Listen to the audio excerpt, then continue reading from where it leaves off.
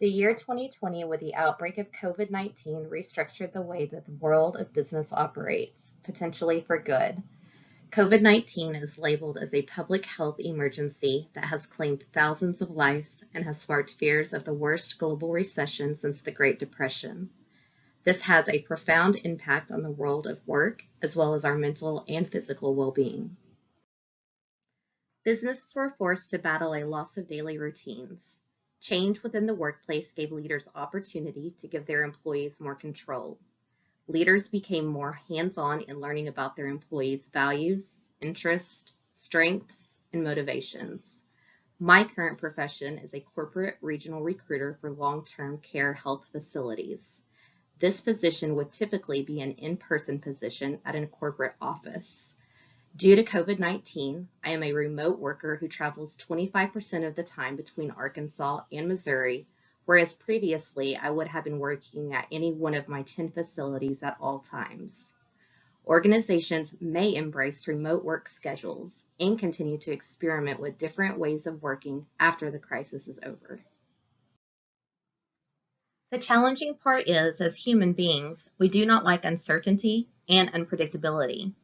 I think one of the ways we can cope with the uncertainty is, when you cannot imagine the future, rewind and think more about the past. You can recognize hardships that you have faced before.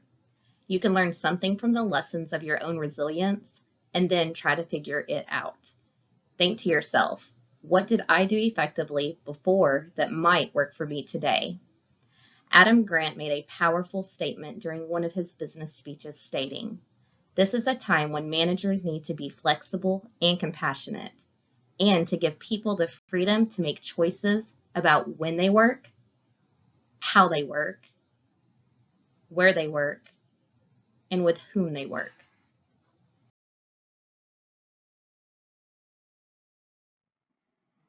COVID-19 is presenting new and unique challenges. We are navigating uncharted waters with this virus, making it important to find new ways to work and interact while also taking care of our mental health and well-being. Many are working remote for the first time, isolated from coworkers, friends, and family. During the pandemic, we have seen 30% of employed adults take a leave of absence. 56% experienced increased anxiety around job security, and 55% found changes in work routines and organization to be stressful. Our daily living routines are being disrupted, causing added anxiety, stress, and strain, physically, mentally, and financially. Hybrid work is here to stay. For this reason, I have found that it is very important to keep a schedule for my family. We have set up a designated space for our children to learn and play while I work during the day. Although everyone's schedule is a little different, my Monday through Friday routine is similar to this. 6 o'clock, wake up and shower, get myself and my children ready for the day. By 7:30, we're having breakfast and family time, making sure there's no technology. 8:30, I'm off to work, checking emails, attending virtual meetings, making sure that I have breaks every 30 to 60 minutes just to walk around and stretch my legs. Typically, I take lunch about 12 o'clock. Try to get some fresh air, maybe go to the park down the road with the kids, and maybe finish errands for the day that I have to do on my to-do list. By 1 o'clock, I'm back at work. Breaks every 30 to 60 minutes, check in with my other team members and facility administrators. Work until 5 o'clock. Then it's dinner and screen break. I love to enjoy family time and get ready for our nightly routine. By 6 o'clock, I like to have the kids in bath and ready for bedtime. I like to spend at least 30 minutes with each of them individually. By 7, it's time for me to relax, possibly go to the gym, tan, just take a little bit of time for myself. 9 o'clock, everybody is in bed. That includes myself. I limit myself to 2 hours of TV or book time. That's before I fall asleep. I have become accustomed to that extra quality time that I now get to spend with my children and family. As the slide states, I am that 1 in 3 that would quit my job if I was required to return to the office full time. I am able to fully complete all of my work functions from home and travel as needed. I will be in the 80th percentile of employees that will spend 1/4 of their time working from home. Not long ago, when we were actually in the office, light-hearted arguments centered mostly around sports. On Monday morning, the person who had the winning football team would brag and tease their coworker whose team lost. Over the last few years, things have quickly changed. Traditionally, heated discussions concerning politics took place over a drink with friends or a dinner at home. Now it's become commonplace to talk about serious social issues at work.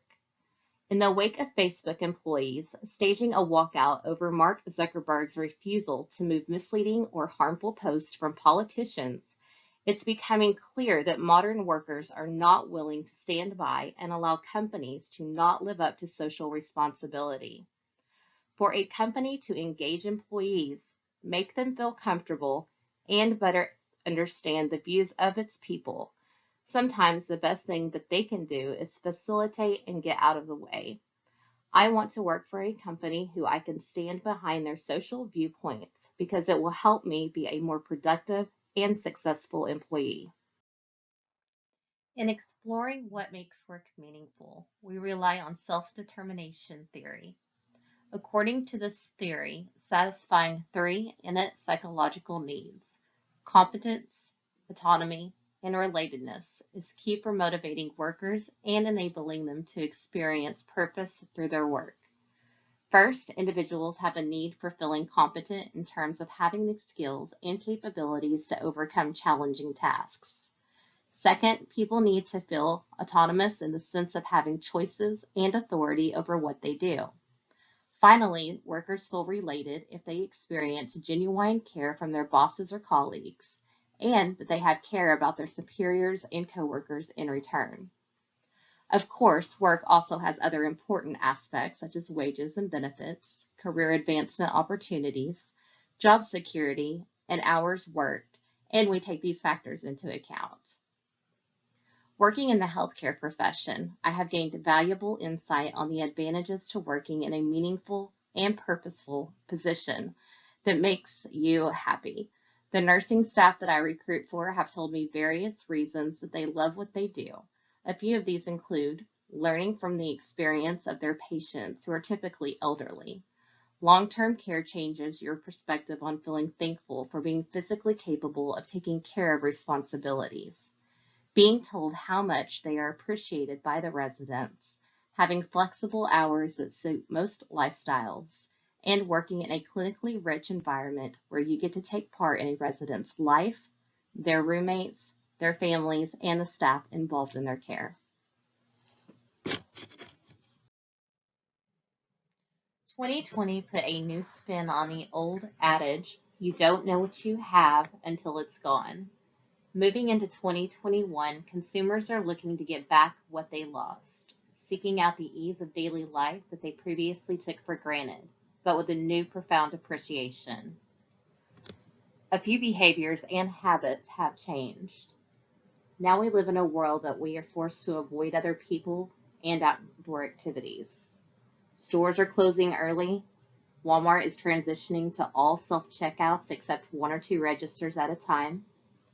We see several restaurants are understaffed. We're stuck with travel issues, mask mandates, COVID testing, social distancing at work and at home. We are skeptical of government and global conspiracies. And for new jobs, we're seeing inflated sign-on bonuses, shift bonuses, increased wages to entice workforce due to employment and stimulus benefits. Then comes the vaccine or not restrictions. Not to mention the inflation has increased by now 6%. During these challenging times, staff are experiencing high levels of change, resulting in increased levels of stress and anxiety. Staff are at their best when they feel their leader is invested in them both personally and professionally. So in these times of high stress and anxiety, it is essential for leaders to support employees in every way possible on a regular basis. Providing the support is always important, but in this difficult time, it is especially critical to your success and the well-being of your organization. A few steps to take. Take time to just listen. One of the most important actions as a leader can take is to invest in listening to their employees. Evidence suggests that leaders who listen will generate more trust, instill a sense of job satisfaction, and increase the team's creativity. Take time to walk around, interact with your staff, and engage them in conversation. Increase communication. When a crisis occurs, the natural instinct is to close ranks, work to contain the damage, and to get the situation back to normal as quickly as possible. There are still many unknowns in the crisis, and rather than returning to normal, we are all adjusting to a new reality, a reality filled with more questions than answers. The best thing to do during a crisis is to communicate the facts and issues clearly, quickly, and consistently. Next, give the work back. Rather than telling people how to solve problems, leaders should adapt their style to the desires of younger workers, those wanting to be a part of problem solving by asking questions that encourage them to critically think. For example, when staff brings problems to you and you are looking for them to solve their problems, put pressure on them to find a solution themselves by asking, if you were in my shoes, how would you solve this problem? There will be problems that arise during this time of change. By challenging the staff to think critically, they will be empowered to solve their own problems, reduce your workload, and help others solve theirs. Last, show appreciation. Many organizations invest in staff recognition programs, but they don't spend time showing specific appreciation for staff. Although both are important, recognition is transactional and appreciation is relational. Acts of recognition tend to focus on short-term rewards for doing tasks. An act of appreciation from a leader is specific to and acknowledges the person.